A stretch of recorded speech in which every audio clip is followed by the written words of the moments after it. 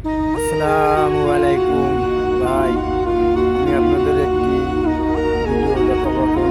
সেটা হলো আমাদের বাড়ির থেকে অনেক দূরে, তাই আমি আসলাম